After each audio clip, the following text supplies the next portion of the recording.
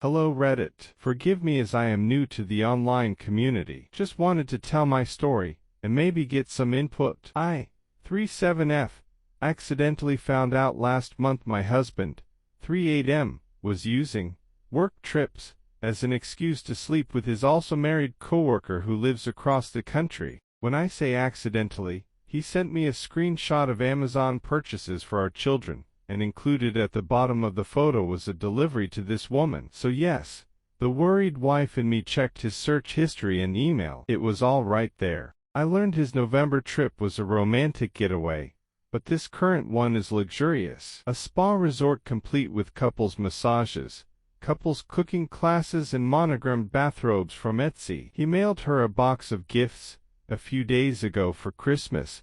How sweet. He purchases sexy lingerie, sent her money on Venmo, and even started planning a January trip to Las Vegas. I was furious when I learned all this, but I kept my composure. My plan: he left this morning for his work trip, but before he left I gathered all evidence of his affair. I spent for weeks collecting emails, credit card statements, reservations and confirmations. I wrote him a 10-page letter, put it in an envelope and taped it inside the lining of his suitcase. I plan on sending a group text to him and his mistress right after check-in telling them to enjoy their trip. I will also inform them that a letter is in his suitcase and that I want a divorce. I wrote a special section just for her, and I want to make sure she sees it, so I will be emailing her the letter as well. He is currently in the air. My group text goes out this evening. Stay tuned. Update: his flight landed 1.5 hours ago. He told me he would text me when he landed, and he has yet to do so. I have texted him twice. They were delivered but not read. I checked our phone records and he texted both me and her during his layover. His email shows no Uber receipt from his final destination airport to his hotel. She must have picked him up, something I probably should have clarified in my op. She lives in the state he is visiting, so he flew alone. I will be sending a group text to both him and his mistress in 2 hours, as that will be 4 p.m. their time and check-in. Update #2. Sent pictures of our children, and he did not respond. FYI, he is in the middle of the desert. My texts are going through green, which puts a monkey wrench in my plan for a group text to him and his mistress. Need suggestions. Should I call the hotel? Connect right to their room? I worked so hard for this. It has to be tonight. Help. Update #3. Thank you to everyone standing by and waiting. My best friend has come to my house to help me through this. It seems my texts are going through green and delivered, but when my friend tried it is blue and delivered. He has blocked me. I guess that helps his guilt. The plan now is to call the hotel. We'll wait a few minutes after check-in to make the call very soon. Please stand by. Update #4. Like most of you predicted, he does not care. He had 0 answers for my questions. That was the hurtful part. But guess what? I have all the emotional support and economic support, so I'm not mad. Every question I asked he had no response because his mistress was sitting there. I suspect when he is home alone with me, his answers will be different. I have made sure that he will not emotionally and financially fuck me because I have secured support from family and friends. He can go fuck himself. Update #5. Called his hotel room, talked to his mistress, and finally lost my sheet. He ended up calling me a few minutes later and had 0 empathy. I'm shocked, but I'm not. He said a divorce was in order and fought me on nothing. I expected him to be sad. He was not, but that's okay. I started packing up his sheet. I have some great friend who helped me put everything in the garage. Good riddance. I guess so.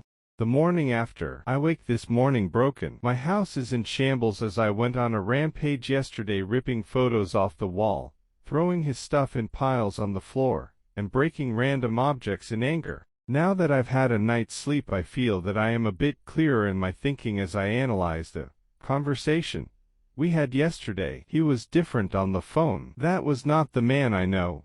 But who was the man I've known? Because everything was a lie. The only thing he cared about on the phone was getting the kids, which is perfectly okay. He should want to see his kids. But he refused to answer any question I had or admit to anything. I personally feel his lack of remorse was because he was sitting in front of his mistress. If I confronted him at home, this would not have been his reaction. When he comes home Monday night, I expect to see a different man. Also, in my conversation with the mistress, I learned she is recently separated. I called my mom. That was hard. While she and my dad have always been loving and supporting, it was hard to make that phone call. I felt like a failure. I know it wasn't my doing, but to admit that I made a poor choice in a spouse was difficult. Was this all because of a mistake I made 13 years ago? Honestly, it doesn't matter. I have 2 days to empty my house of his things. Who do I tell? Do I call his dad? Do I tell his mother? Best friend? Work buddies? I wish there was a manual on how to do this, because I'm lost. Even with all my preparation, I'm still humiliated.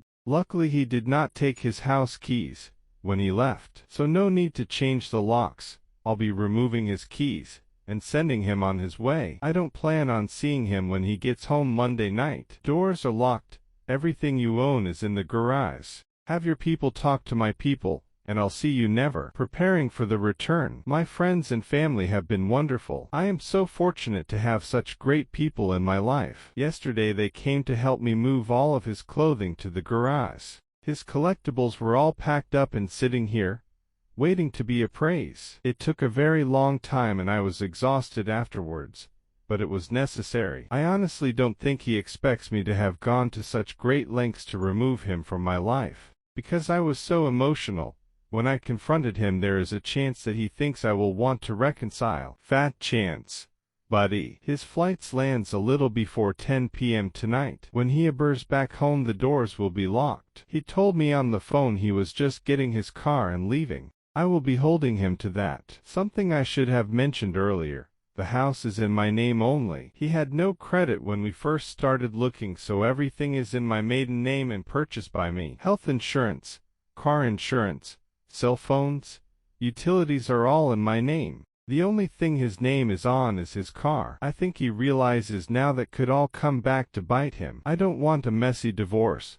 I'm willing to listen to his demands and try and meet in the middle on as many things as possible. He obviously doesn't care anymore, so I'm going to do my best to not care and treat this like a business deal. The dust has settled. It's been a few days since his return. For a man who so diligently planned a secret retreat with his mistress, he took no time to plan for his return home. He has been living in the basement since Monday. I allowed him to watch the children open gifts on Christmas, but he has since returned to the basement. We have contacted 3 mediators and have appointments next week to start the mediation process. It's obviously over. We had a argument upon his return, and he actually asked about reconciliation. I laughed. I laughed uncontrollably. Of course he pushed blame, stating that our marriage has been over for a long time. Well, that's news to me. His actions of an affair were selfish and avoidant. He didn't want to have that hard conversation with me about counseling or divorcing,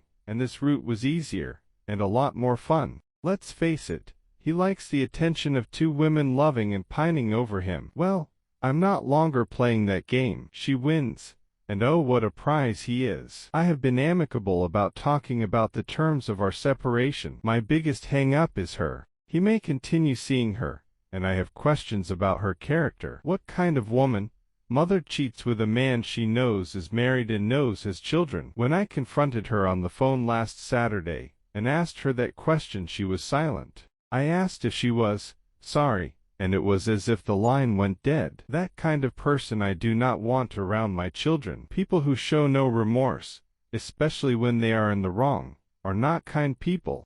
Where is the fault? If you listen to the books and advice always given about cheaters, it all says the same thing. It's not you. They made a choice. My STBX insists things were bad. While I don't think we were Pam and Jim or Lucy and Ricky, I think things were good. This process has made me review who I am, who I've been, and who I want to be. Could I have made changes? Yes. Was I perfect? Absolutely not. But my decisions and actions were never detrimental to our marriage. They were more like sacrifices. And now I'm having those sacrifices thrown at me, and I'm being called neglectful. Is all this about attention? A narcissistic need to be the apple of someone's eye. Him and the AP are now blissfully in the honeymoon stage. Vacations. Late night phone calls like teenagers. Present buying.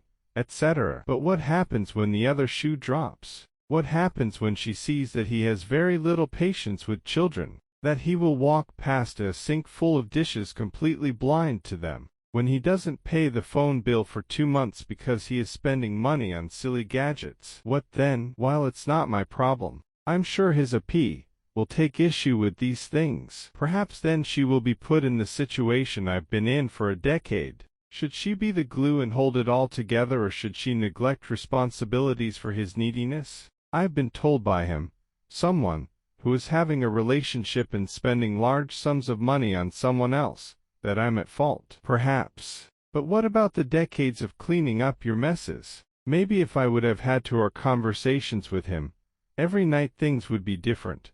But to be honest, I'm happy I'm here. Now reflecting back, I see how underappreciated I was, how neglected I was. All these years I thought I was helping, but I was really being taken advantage of, and this affair is no different. Just a word of advice to all the mess cleaners, excuse makers, and spouse sheltering people reading this. Stop. Stop now. I've learned that all the helping is simply them learning how to manipulate you. Draw that line in the sand. Prepare for an uncomfortable situation when they start to stumble under the pressures of real life. But don't lose yourself. I lost myself years ago, and it's not a place you want to be. Mediation and the move. We had our first mediation appointment via Zoom yesterday. It was very amicable, but only because I don't want to fight and I just want this to be over. He apparently wants nothing. Not the house, not the furniture, not what he's entitled to of my pension. He just wants to be done as well.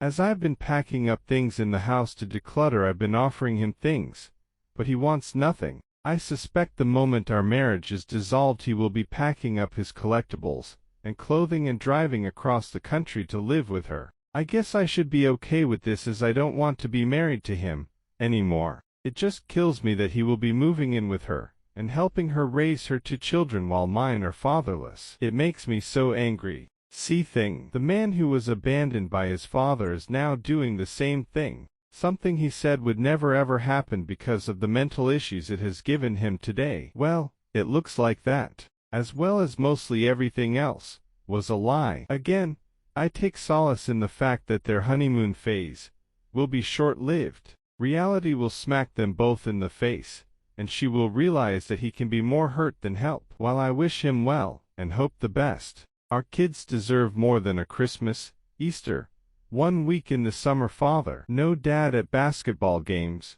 Cub Scouts, birthday parties, and school plays. Meanwhile, a P will have him and her children's biological father. I guess nothing in life is fair, and my boys will have to learn that lesson early than I had hoped.